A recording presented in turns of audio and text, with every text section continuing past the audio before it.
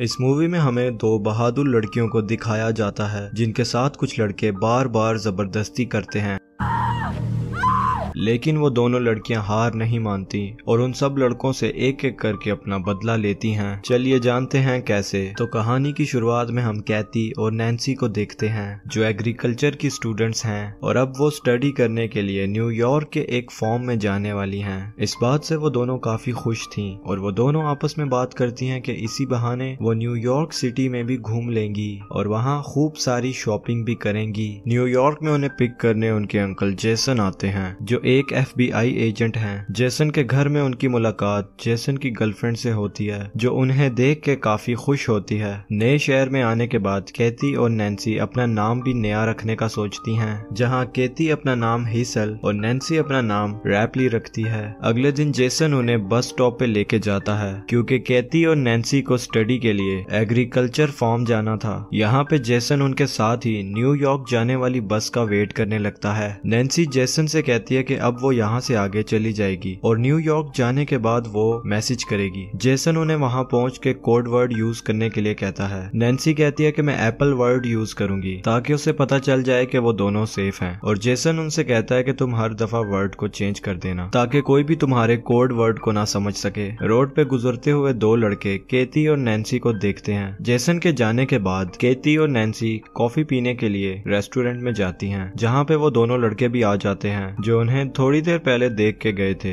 इनका नाम जेड और लूकस था। वो दोनों कैथी और नैन्सी से बात करने लगते हैं। यहीं पे कैथी और नैन्सी उन्हें अपना नाम हेतल और रैपली बताती हैं। कैथी उन्हें बताती है कि हम न्यूयॉर्क में एक एग्रीकल्चर फार्म में स्टडी के लिए जा रही हैं। ये सुन के लूकस कहता है कि हम भी वहाँ जा रहे हैं और अगर तुम भी चाहो तो साथ आ सकती हो, हम तुम्हें फार्म पे छोड़ देंगे। लेकिन कैथी उन दोनों को मना कर देती है। वो वहाँ से जाने लगते हैं, लेकिन नैन्सी इतनी देर में कैथी को मना लेती है और वो दोनों उनके साथ चली जाती हैं। वो दोनों कैथी और नैन्सी को फार्म पे नहीं लेके जाते बल्कि अपने घर ले जाते हैं। उनका घर जंगल के बिल्कुल पास था। ये देख के कैथी और नैन्सी दोनों घबरा जाती हैं। इतनी देर में घर से बाहर जेड और लूकस की मॉम आती हैं जो कैथी और नैन्सी को बहुत ही प्यार से चाय पीने के लिए बोलती हैं। चाय पीने के दौरान उन्हें उनके अंकल जेसन का मैसेज आता है जिसपे नैन्सी उन्हें एप्पल लिख के भेज देती है और अंकल जेसन समझ जाते हैं कि वो दोनों सेफली फार्म पे पहुंच गई हैं। चाय पीने के बाद उन दोनों को नशा होने लगता है क्योंकि चाय में ड्रग्स मिलाई गई थी। वो दोनों समझ जाती हैं कि उनके साथ कुछ गलत होने वाला है, इसलिए वो दोनों वहाँ से भागने लगती हैं। थोड़ा दूर जाके वो दोनों बेहोश हो जाती हैं। जेड और लूकस उन दोनों को उठा के वापस घर पे ले आते हैं। अगले दिन जब उनको होश आता है तो वो जंगल के बीच में होती हैं और उनका एक एक हाथ लोहे की जंजीर के साथ बंधा होता है। वो दोनों वहाँ पे चीखती चिल्लाती हैं और हेल्प के लिए आवाज लगाती हैं। तभी वहाँ पे जेड आता है और वो उन्हें बताता है कि तुम जंगल की ऐसी जगह पे हो जहाँ दूर दूर तक कोई भी इंसान नहीं रहता, इसलिए तुम जितना भी चीख लो कोई तुम्हें बचाने नहीं आ सकता। इसके बाद बोरोस नाम का एक आदमी आता है। वो कैथी से कहता है कि तुम्हारे फोन पे जेसन नाम के आदमी का मैसेज आ रहा है जिसको पिछली दफा तुमने एप्पल लिख के भेजा था और वो इसका मतलब पूछने लगता है। कैथी उन्हें बताती है कि ये एक कोड वर्ड है जिसका मतलब है वो ठीक है। इसके बाद बोरोस जेसन को मैसेज करता है कि सब कुछ ठीक है और हम फन कर रहे हैं और एंड में वो एप्पल वर्ड लिख के भेजता है। इसके बाद वो दोनों कैथी और नैन्सी को उनके सामने ही नहाने के लिए फोर्स करते हैं, लेकिन उसी टाइम वहाँ पे एक शर्फ नाम का पुलिस ऑफिसर आता है। कैथी और नैन्सी भाग के उसके पास चली जाती हैं, लेकिन तभी उन्हें पता चलता है कि ये पुलिस ऑफिसर भी जेड और लूकस के साथ मिला हुआ है। अब वो दोनों पहले से भी ज्यादा डर जाती हैं और वो उनसे कहती हैं कि हमें यहाँ से जाने दो, हम किसी को कुछ भी नहीं बताएंगी। लेकिन उन सब में से कोई भी उनकी बात नहीं सुनता।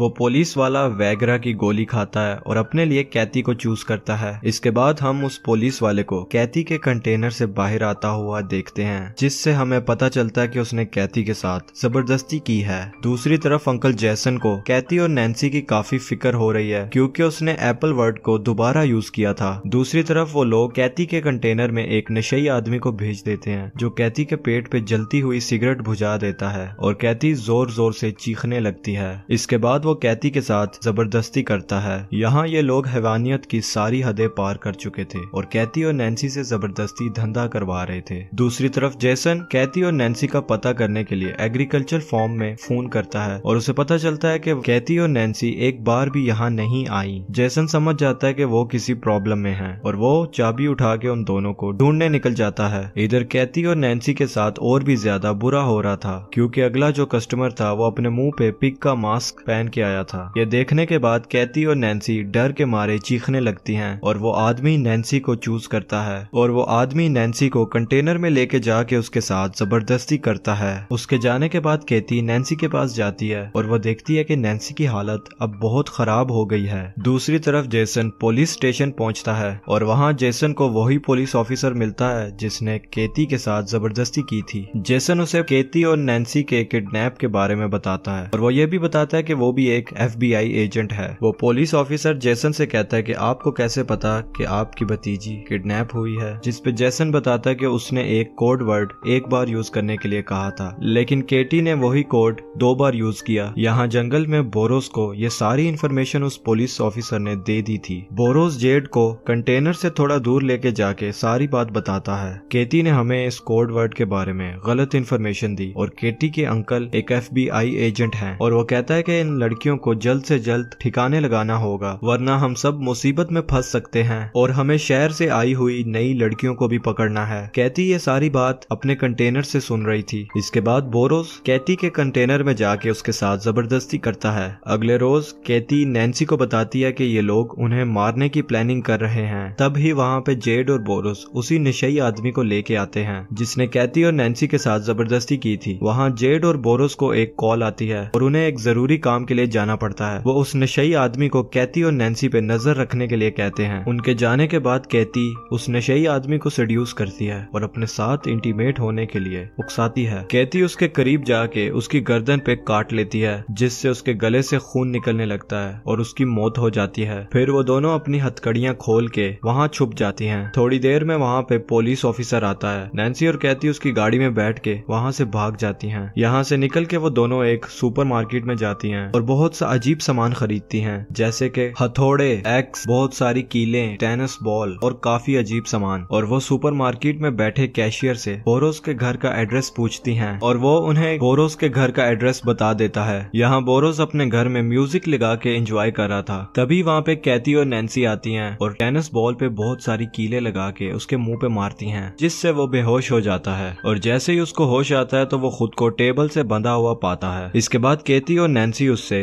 उस पिग मास्क वाले का एड्रेस पूछती हैं। बोरोस उन्हें एड्रेस बता देता है। इसके बाद बोरोस उन दोनों को खुद को छोड़ने के लिए बहुत ज्यादा पैसा ऑफर करता है लेकिन नैन्सी और कैथी को अपना बदला लेना था। वो दोनों बोरोस के पिछवाड़े में कीलों से भरा हुआ एक बेसबॉल का डंडा घुसा देती हैं। दूसरी तरफ जेसन पुलिस स्टेशन में जाता है और उस पुलिस ऑफिसर से कैथी और नैन्सी के बारे में पूछता है। उसी टाइम जेसन कैथी के फोन पे कॉल करता है और कैथी का फोन पुलिस ऑफिसर की पॉकेट में होता है। अब इससे पहले जेसन कुछ कर पाता, वो पुलिस ऑफिसर जेसन के ऊपर गन पॉइंट कर देता है। कैथी और नैन्सी एक चर्च के बाहर पहुंच जाती हैं जहां हमें पता चलता है कि वो पिग मास्क वाला कोई और नहीं बल्कि इस चर्च का फादर है। इसके बाद नैन्सी बेसबॉल का डंडा लेके उसके पास पहुंचती है। वो नैन्सी को एकदम से पहचान लेता है। तभी कैथी उसे पीछे से बेसबॉल का डंडा मार के बेहोश कर देती है और उसे गाड़ी के साथ बांध के घसीटते हुए टाउन में लेके आती हैं और वहां दुकान से पेट्रोल और माचिस खरीद के उस पे पेट्रोल छिड़क के उसे जिंदा ही जला देती हैं। दूसरी तरफ जेसन को उस पुलिस वाले ने कैद कर रखा था और थोड़ी देर बाद वो 2 नई लड़कियों को किडनैप करके वहाँ पे लेके आता है और जब वो उन दोनों लड़कियों के साथ जबरदस्ती करने लगता है तभी वहाँ पे कैथी और नैन्सी आ जाती हैं और उसके सर पे बेसबॉल का डंडा मार के उसे बेहोश कर देती हैं। जब उसे होश आता है तो वो कुर्सी के साथ बंधा होता है। वो कैथी और नैन्सी से माफी मांगता है। तभी कैथी गन में सिर्फ एक बुलेट डाल के उसे डराती है।